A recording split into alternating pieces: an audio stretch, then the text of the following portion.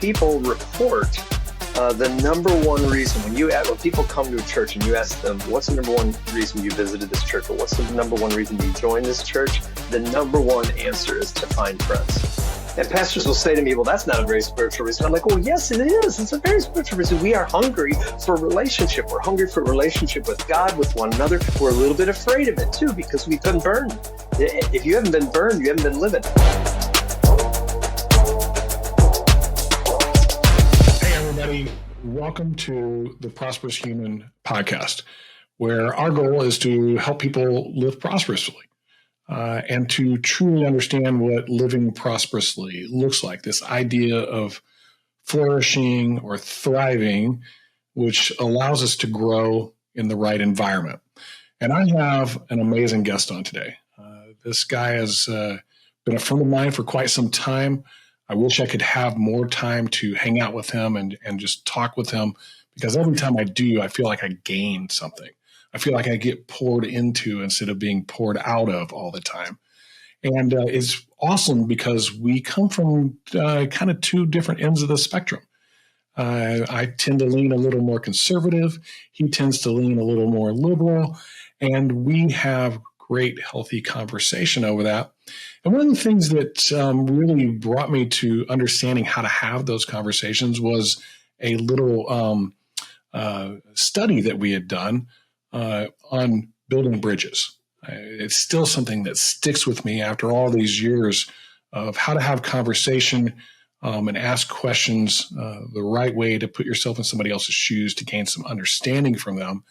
And that really endeared me to this. I would call him somebody that I look at as a mentor, especially when it comes to spiritual growth and development. Now, as you guys know, Prosperous Human is built off of these 7 elements. One of those elements is spiritual growth and development. So I am super excited to bring in our guy here, Mike Rinehart. And let me just see if I can get that clicked up real quick. There we go. All right. And here he is.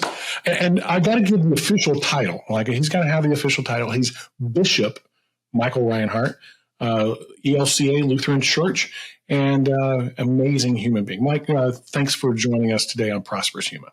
Good to be with you. And, we could hang out a lot more if you would just move back to Montgomery. Yeah, it's kind of my fault. I moved about 3 hours away. That's on me. But you live in Houston, and it's really humid there, and I just could not take the humidity. So well, we miss you.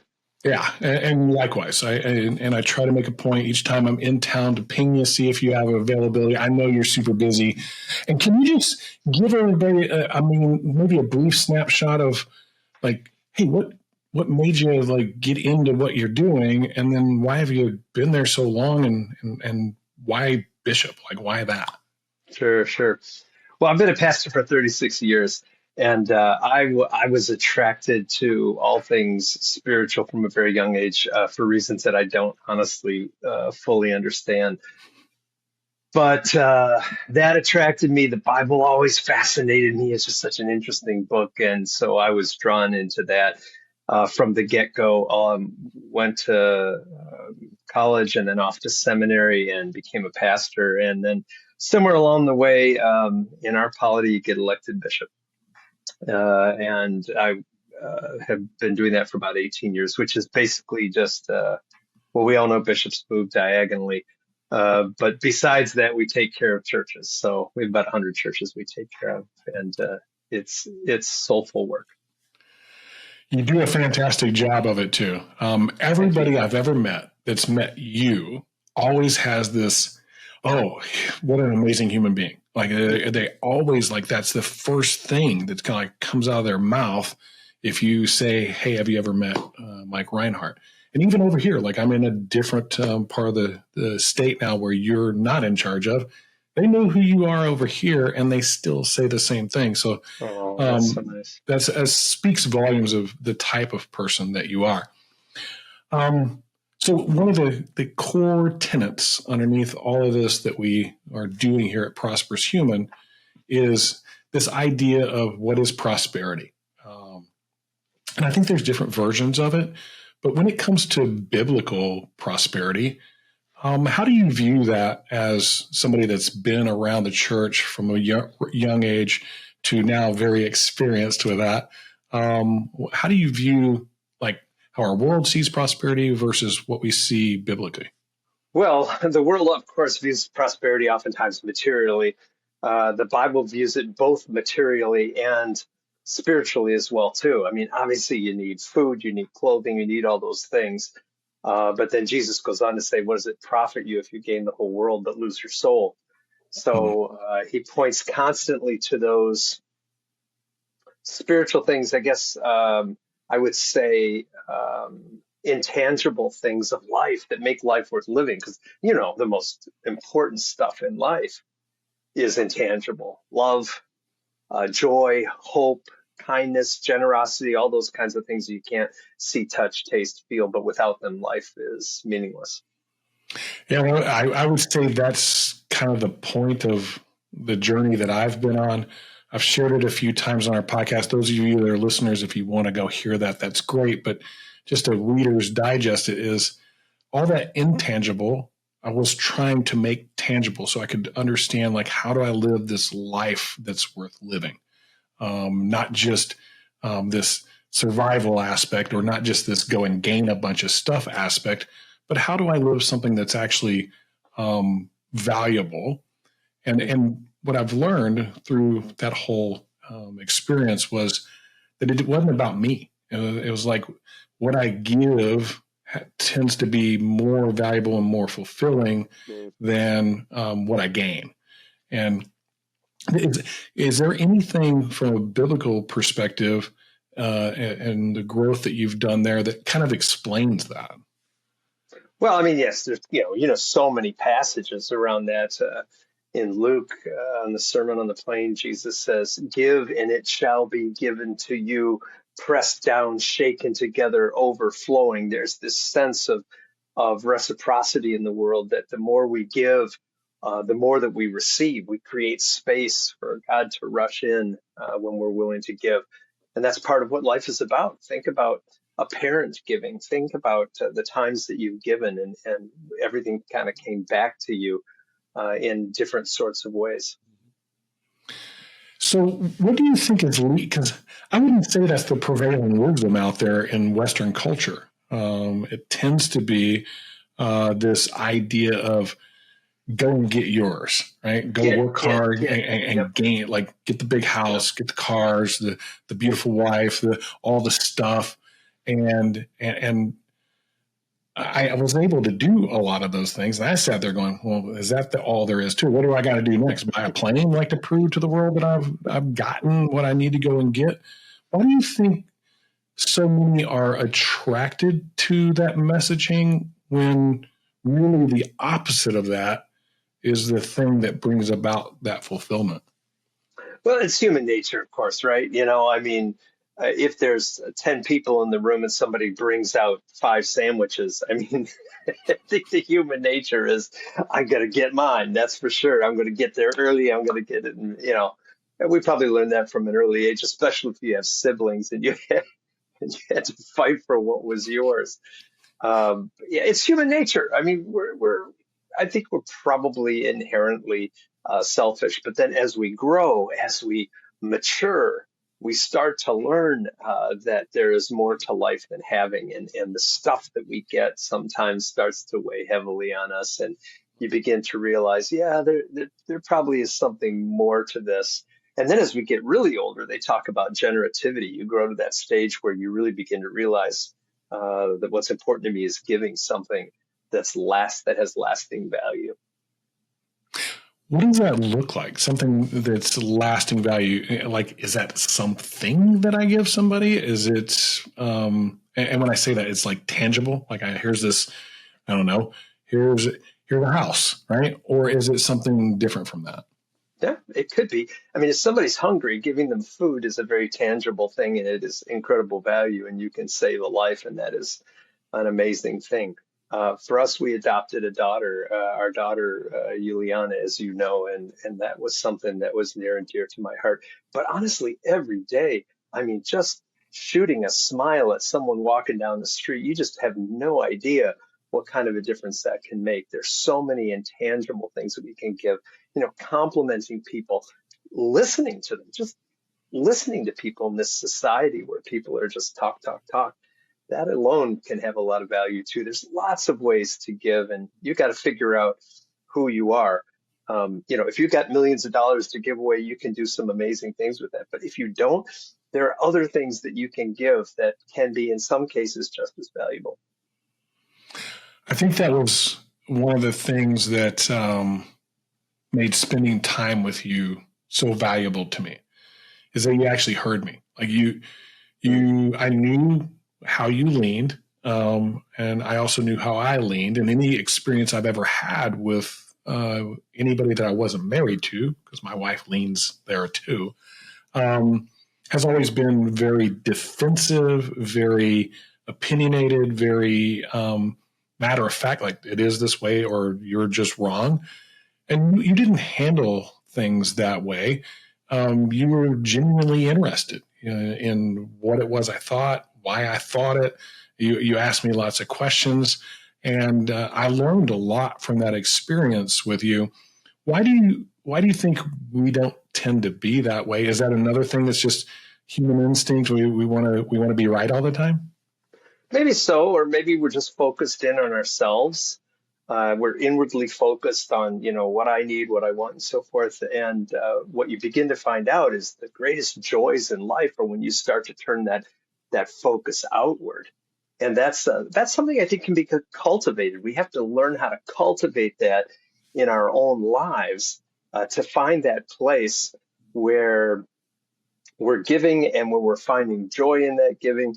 When we're becoming more aware of the world around us, alive, awake, aware of everything around us, nature, all of creation, others around us, both our loved ones and even the strangers around us as well too, and more aware of ourselves.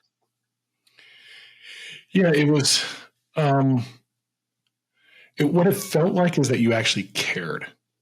You had this perspective that even though you didn't necessarily agree with me, and I'm sure I'm not the only one, you've probably had many, many conversations like this. You not only heard it, but you didn't dismiss it or act like it didn't have value.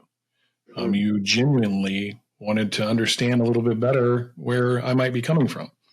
And I always thought, like, after each time that we had a conversation, you saw my perspective a little better, which may have given you insight into the rest of us that lean that way. And I saw yours too. Like I went, I get, like, this dude just absolutely loves other human beings. I want to be more like that.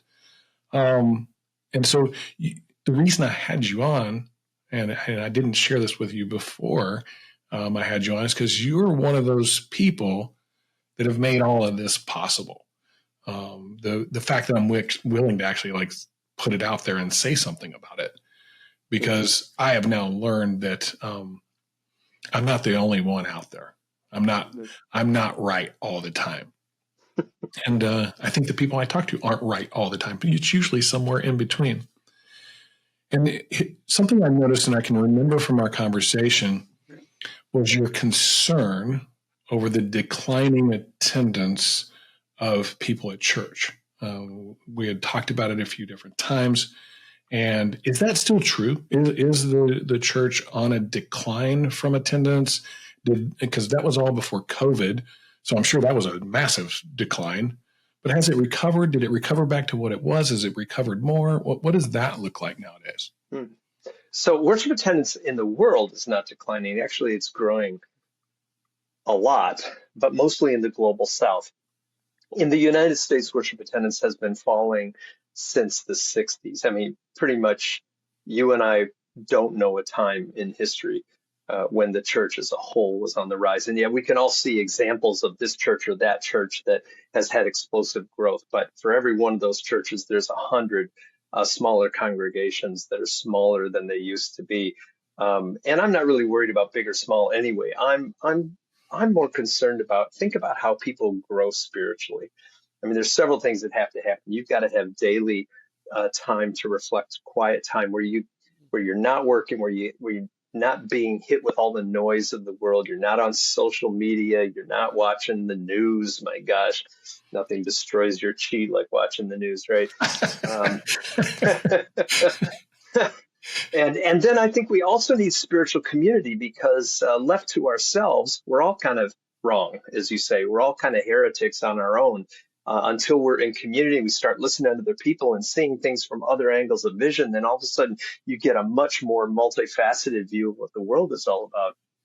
So the kinds of spiritual practices that help us become broader, more soulful, alive, awake, aware people, like we just talked about. I see those kind of waning in society, and that does concern me. So, something I've noticed over the last, I don't know, 3 or 4 years, a little bit before that, but really gaining some steam here these last 3 or 4 years, is unaffiliated gatherings of people talking about God. Whether it's an event and people go to it because, hey, we're just going to, like, they're maybe hungry for that. And so they go to this event. Maybe they're way into it. It's all ends of the spectrum on that. But even more importantly is kind of this small group idea, but not affiliated with a church necessarily. Mm-hmm. I've been doing one for the last 5 years with a group of people throughout the industries that I coach, and we haven't stopped. We've been doing it for 5 years. We don't all go to the same church. We don't all have the same denomination, but we're all interested in understanding each other, understanding the Bible better, and understanding a relationship with God better, and open enough to say, hey, I'm willing to see it from other people's perspectives. We have everything from the King James only, and there is no other book than that one, to some of the wildest translations I've ever seen. And like that didn't even sound like my Bible. But we're still in this place of where we're open to participate with each other, regardless of the denomination that you have. Do you see that rising, or have you noticed any of that? I see more of it. Like there's this groundswell that people want it. They just may not want it at church or affiliated even with a, because you say non-denominational, but man, that's kind of denominational. Everyone I've been to has some pretty core ethics to it. Do you see any of that out there? Sure, absolutely. I mean, that pops up all over the place, both within churches and outside of churches. I think the key is finding a spiritual community where you can commit to weekly. It seems like once a week it's kind of a thing. You know, if you go work at the gym, even once a week doesn't hardly even seem like enough, right? You need to be doing more than that, or you're going to hurt yourself. And if you want to take karate, I mean, there's certain things that if you really want to get serious about stuff, you've got to be more invested in it. And the community is oftentimes what helps you get there. Now, there's some people that are more attracted to community than others, but we all needed it at some level to keep us from kind of spinning off into the fringe edge of things in general. So, yeah, people will find community wherever they can get it. I remember I had a friend at my last church who we did a series of small groups, and this small group met in his home, as a matter of fact. And he said, you know, this is my church. He said, I mean, I go to church, I get a lot out of that, no question. But it's where we're in this small group where we can really wrestle things to the ground and people can talk about. I mean, it's very hard if you're in a church and there's 100, 200, 300, 400 people in the room. You're not going to say, I'm struggling with my marriage or I'm having trouble with my kids. I mean, there's no space to do that in church. You have to break it down into some small group entity where people can really talk about the stuff that's going on in their lives. I'm wrestling with this thing and I need somebody to vent to and that can listen to me. And then sometimes that group can come and help you. Other times they don't help you. They just are a good sounding board, a listening board to help you kind of process things. It strikes me as how the first century church was. House churches. Yeah, they were house churches, and they were a small community and probably within a few blocks of each other getting together. And so I had this opportunity. I was really thinking about doing another group, but I wanted to do it around some things that I loved. I love to barbecue. I love to play golf, and I love to spend some time in the Bible.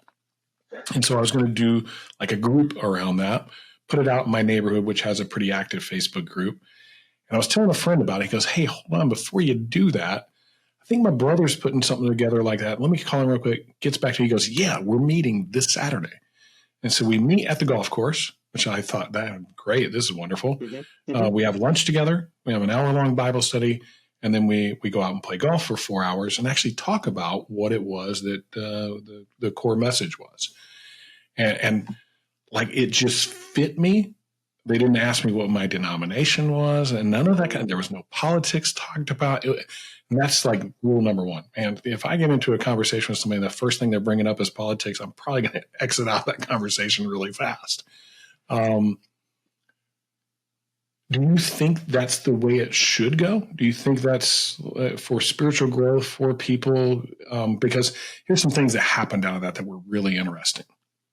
One of the guys suggested, because he does it with a small group of 3 or 4 friends, that they pray for each other every single day at 3:16, which John 3:16. I thought, wow, that's really brilliant. So I added it on my phone and put the event on their task every day at 3:16. Can I actually pray at 3:16? Now I'm in a call or doing a podcast like this, right? But as soon as this is over, that reminder is going to be there for me, and I'm going to go pray for those guys. The idea of having a group text between all of us is allowing us to communicate throughout the week and dig deeper into those subjects. And there was just this idea of value there that I didn't feel like I was getting from the church. Because you're right. Like in church, I can't raise my hand. "Hey, pastor, I got a question about that," right? Like you would probably get a little frustrated with us, and so would the other 199 people out there hanging out with us. How do people go about organizing or finding? They just do some search, or I got lucky. Yeah, you got lucky, but you're also an extrovert, Jim, and you're a make it happen kind of person. And some people are, but there are some people that aren't. There are some people that are much more relaxed about allowing life to come to them rather than chasing after it. This is not a critique, Jim. I appreciate this about your personality. Well. You're pretty accurate. There are others who are wired differently. And so people find community in their own way, and it's harder for some people than it is for others, quite frankly, to find that kind of community. I mean, the fact that you found that is amazing. The studies show us that middle-aged men report that they don't have a lot of friends. It's actually pretty rare. In fact, someone once said to me, Jesus' biggest miracle was that he had a group of 12 friends at the age of 30. There's a lot of truth to that, because one of the 7 things in this is community. So you and I are talking spiritual growth and development, but these things all tie together. And community was the one that I felt weakest in. I moved in a new place, pandemic hits, and don't get to connect. And so because I know these things exist and I wasn't having that participation that I know I need to feel like I belong, I was intentional about looking for it. Because you knew you needed it. But there's some people who don't know that they need it. I mean, yeah, iron as like iron sharpens iron, one person sharpens another. I mean, being with people will help you grow spiritually. A community will do that. But some people don't know they need it. That's why a lot of churches do small group ministry programs. They're very intentional about it. We launched like 22 small groups one fall. And there were people who just weren't sure they were going to try it, but they were willing to try it for 6 weeks. And after that 6 weeks was over, a bunch of those groups stopped meeting, but we still had 16 left. And because people were like, gosh, this is really fun. We've been meeting each other's homes. People love to be in each other's homes because they see the photos on the wall and they can talk about what's going on. And then there's food involved as well, too. And it's more relaxed. And like you say, you can talk about the stuff going on in your life. And all of a sudden, that's where a superficial community where you're going to a building and worshiping with a bunch of people for an hour and then going home is deepened exponentially by being part of a small group where you can really go much deeper and get to know people better, care for people. And what's amazing to me is I've seen that small group for some people be their pallbearers when they pass away. I mean, it's Mm. amazing what happens. Yeah, I think people are starved for it. I think people are starved not only for that connection and belonging, but depth, to have a deeper conversation because, like you said, there's a lot of noise out there. It's a very information technology driven Oh, yeah. world. We like 3-second little videos about cats and stuff like that. And, Yep. we say we want depth, but our actions don't show it. On the large part, I would think, if you just observe people. Why? I don't know, but I'll tell you this. People report the number one reason when people come to a church and you ask them, what's the number one reason you visited this church, or what's the number one reason you joined this church? The number one answer is to find friends. Hmm. And pastors will say to me, well, that's not a very spiritual reason. I'm like, well, yes, it is. It's a very spiritual reason. We are hungry for a relationship. We're hungry for a relationship with God, with one another. We're a little bit afraid of it, too, because we've been burned. If you haven't been burned, you haven't been living. The person who breaks trust with you, the person who turns on you for whatever reason. And so we're at the same time hungry for relationships, but also very, very suspicious, very wary. That I'm going to get in relationship with this person and they're going to find out who I am, or like you say, who I voted for, or what I think about this or that, or and so forth. And then all of a sudden they're going to turn on me or not like me. And then I feel more dejected and rejected. I'm glad you brought that up because it wasn't one of the things I had here, but it is something I do want to ask about. This concept of church hurt, you've heard that before, I would assume. Oh, yeah. And I think that's a bit of fear for people because at some point or another, something didn't go right in a church for whatever reason. I do believe like one of the ways to get connected to a community and to find friends, especially when you move in and you're new, is, hey, I want to go to church and meet some people. And I can remember coming to the church where I met you and something really stuck out there, like more than other places. Because I've been to places where people were very welcoming. I haven't been to many places where they were genuinely welcoming.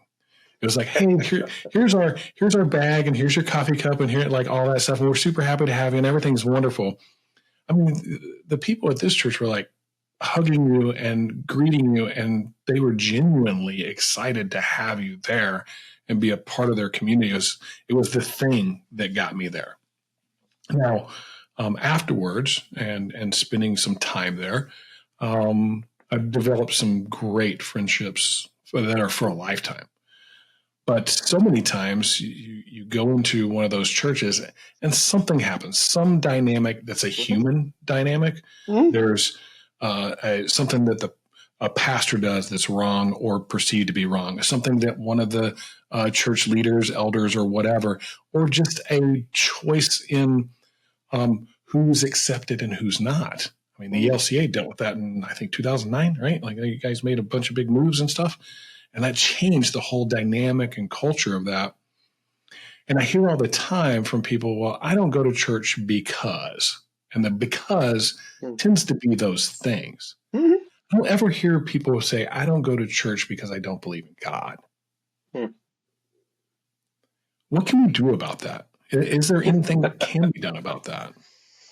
Well, we're all going to need thicker skins and softer hearts for one, because anytime you get in community, you're gonna bump. I mean, think about your family. Think about any community you've ever been in. Have you ever been to a neighborhood association meeting? I avoid those like the plague. I don't recommend it. I like my neighbors. I just don't like my neighborhood. Or it's like Gandhi says, I like your Jesus, but I'm not sure about his followers. I mean, because you get together in a church and now all of a sudden you've got a budget and you've got a building and you've got people that have preferences about all kinds of things. And then people disagree about stuff. And then oftentimes it's the way they treat one another, because everybody's at a different place in their own maturity, in their own growing, in their own set of priorities. People have come to the church for different reasons. It's going to be that way, whether it's a church, whether it's a neighborhood association, whether it's a club, whether it's I mean, you name it, a tennis league. You're gonna bump into people are gonna bump into people, and there's gonna be battles. And there are a couple things that have to happen. Is you have to set a set of core values for how we are going to relate to one another, how we're going to treat one another, and then it's up to leadership to be the immunity system of the organization. The leaders are the ones who come and say, whoa, whoa, wait a second. Hey, listen, remember our values are over here. This is the way that we handle these kinds of things. This is the way we talk to one another. This is how we treat one another. Why don't we come together and let's work this out together? And when you do that, you can alleviate a lot of things. But you're not going to solve every problem, because somebody's going to come and they're going to get mad about something. And sometimes it just surprises me what people get mad about, and they get their feelings hurt. I remember one time there was a guy who didn't come to church for years because he said he saw me at the grocery store and I didn't greet him. I had absolutely no recollection of ever seeing him in the grocery store, but he was mad about that for years. And I was like, but I didn't even see you. I have no recollection of this event whatsoever. So, I mean, that's, people are people, and it's just the way it is. Unfortunately, even Jesus' disciples, I had a similar thing happen with this group that I do on Wednesday mornings that we've been meeting for 5 years. One of the guys just kind of vanished. And I reached out to him, and he wasn't unfriendly or anything. He's just like, I'm busy with this and this, and I got other things I got to get done. I didn't think much about it, kind of let it go. Well, 2 years later, he shows back up, and I'm like, man, it's so good to have you back. It's awesome. And then he proceeds to let me know that the reason he left is because I allowed for a political discussion inside of our group, because we were just breaking down some things and having those really vulnerable conversations, and he didn't like it. Which I'm like, why didn't you just tell me? Like, let's have that conversation. Like, if it's something you didn't like, let me know, and let me share with you why we did what we did, and maybe it will change the way I do things in the future. Maybe make it better for people. And I think so many of us are scared of that conflict that we just walk away. I've seen more than others. Yeah, I've seen that happen a lot in churches. Sometimes I think the more broken a church is, the better the opportunity for healing, like this idea. But we don't like this conflict aspect of things. And so we end up throwing the baby out with the bathwater. We're like, yeah, I still believe in God. I'll just do my thing on my own and do it that way, because then I don't have anybody messing up my world. What would you say to those people? I'll tell you, we have a congregation down in La Porte where about a third of the congregation are in recovery. That is recovering alcoholics, literally. I'm not joking. This is really true. And they have AA meetings at the church and so on and so forth. And I'll tell you, it is an amazing community, because these are people who have been broken to the point of breaking. And so it's real. I mean, they have a very real perspective on what life is about. And they also know that if you don't turn to a high power, you're in trouble. And if forgiveness and repentance and taking a searing moral inventory of yourself isn't part of the journey, you're never going to make it. And that affects the way people deal with conflict. It affects the way that they engage with one another. It means that there's a much more openness to having what I call crucial conversations. What do you mean by that? What do you mean? Explain that a little bit. But actually, there's a book called Crucial Conversations that's really worth reading, where they say that this is one of the biggest problems that we have, is that we avoid, because we become conflict avoidant. We avoid having those crucial conversations, like that guy that you just told me about. If that person had come to you, or the guy I told you about, that person had come to me and say, man, it really hurt my feelings that, I saw you in the grocery store and you pretended like I didn't exist. And then I could have said, well, you may not know this, but I don't actually even see out of my right eye. So, I mean, that's truth. It's I know. Truth. And I'm blind as a bat in my left eye too. So if I don't see you, it's probably because I didn't see you, quite frankly. Or this guy could come to you and say, hey, I didn't like that whole political conversation. Can we agree to not have those kinds of conversations? Then you can say, all right, well, what kind of conversations can we have? And you work things out. That kind of crucial conversation is absolutely critical. And what happens is we avoid that conversation, and then the conflict festers and festers and festers and festers until somebody blows up. and they blew Yeah. up over something that has nothing to do with that original conflict. It's like the argument with your spouse over, the toothpaste. It's not really about the toothpaste. Well, I bring this up, and right? Like we've had this conversation before. People will ask me, "Are you a Christian?" I'm like, by your definition, yes, but by my definition, I would say more believer. That's really where I try to live as much as possible in my world of it. And well, what denomination? I'm like, God's, that one. That's the one I'm a denomination of.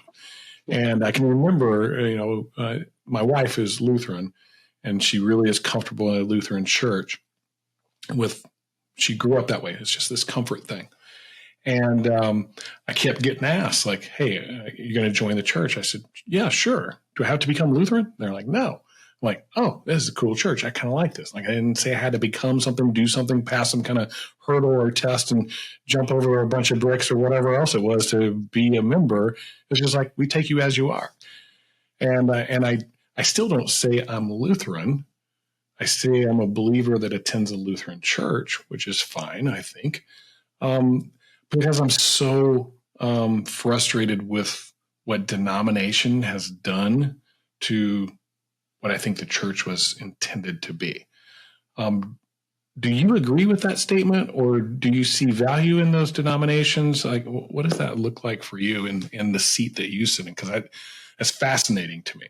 Yeah, so the denominations are a byproduct of the Reformation, and I don't think it's what Luther had in mind. I think it's just kind of the way things played out.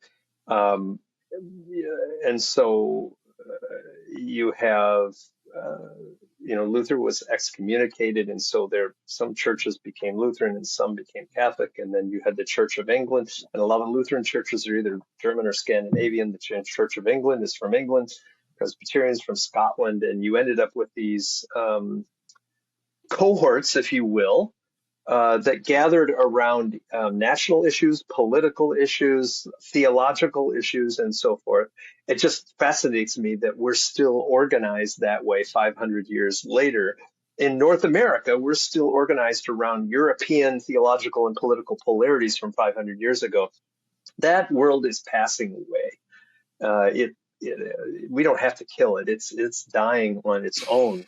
And something else is going to emerge. The thing is, we don't realize what it is. Phyllis Tickle talks about the church has a rummage sale every 500 years. When the Roman Empire fell, the church reorganized at about 500. And then you had the great schism between the Eastern Church and Western Church in 1000. Then you had the Reformation in 1500. And now we're here at 2000 plus. And we're seeing a reorganization of the church, and I don't know what it's going to look like. We probably won't live to see it, Jim. You know what that reminds me of? It reminds me of Jesus. Like, well, he existed and then said, "Hey, this is the way that we should have been doing things the entire time." And then it became identified with him.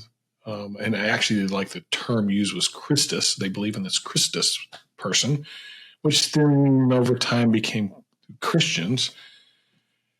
But Jesus never stopped being a Jew, nor did Paul or Luke or any of that. That wasn't their goal. That wasn't what they were shooting for. They were shooting for a reformation of Judaism to be at what it really was. And that's kind of what the Reformation struck me as, is like, hey, this is what we're all about. And let's get back to the basics of what this is all about. Do you think that's fair? Do you think that's a fair? Every good and interesting person I've known can see beyond their denominational limitations, right? I mean, Thomas Merton said, "Sometimes I feel I have more in common." He was a Trappist monk, Roman Catholic, who said, "I feel like I have more in common with these Buddhist monks that are praying over here than I do with this parish priest who's just going through the motions." And I thought, wow, that's profound, that he was able to see the spirituality in someone from a different tradition. Jesus sees that too. He points out faith in Roman centurions, in Samaritan women, in people outside his cultural and religious matrix. He sees that spiritual horizon happening there. So if you're Methodist and you can't identify spirituality in a Baptist. If you're Lutheran and you can't see spirituality in a Roman Catholic person of deep faith, and even those who don't identify with the denomination, who are just looking to find some grounding in life, something that really matters, a spiritual center. That's the world that we need to really pay attention to. So I know we are coming up to the end of this. I wish we had more time. It's always like I would just want to hang out and talk with you. We can do it again, my friend. But I do have a question. So I'm listening to this. I'm one of those guys out there listening to this podcast today, and I'm being poked at. I'm being provoked. Like, I probably should increase my relationship with my Creator. What are some of the first steps? Like, I think it would be good to give some advice. First steps, like, hey, what would be wise to do? Yeah, I'll lay out a couple of things, but in the time we have left, we don't have time to go deep. Let's come back and talk about this again, because you've asked the question. I think the question. But the first thing I would say is start by setting 30 minutes a day aside for reflection. Even if you don't believe in God, take some time and just have some silent time, reflect time. Get a pencil and a paper out, write in a journal, do something where you're getting off the grid, away from people, away from your phone, social media, away from the radio. We're constantly bombarded by noise. And so we don't have a chance to just see life for what it is. Get out, go for a walk outdoors, whatever it is. 30 minutes a day is an absolute must for a starter. And we could talk about a lot of different ways to spend that 30 minutes that can be fruitful, because in different stages of life, what you do with that time really matters. And it's going to change. There'll be a point at which something you're doing will no longer work. And you've got to be ready to pivot to something else. And then, like we were talking about, the next stage is to get 30 once a week, some kind of spiritual community, so that you're not just a lone ranger. You're out there with others who are also searching, finding that community. We can talk about how to do that. Getting a coach. Anything worth doing requires a coach. Tiger Woods needed a coach. Every team, and no matter how good you are, you need a coach, because you can't watch yourself swing. You got to have other people in. So go find somebody that emulates something that you want to learn about, even if for just a year, and say, hey, will you coach me once a month? Let's have a conversation. Because as iron sharpens iron, and one person sharpens another. There's 3 things you can do right there. Once a day, 30 minutes silent time. Once a week, some kind of spiritual community, and find a coach. It's really good.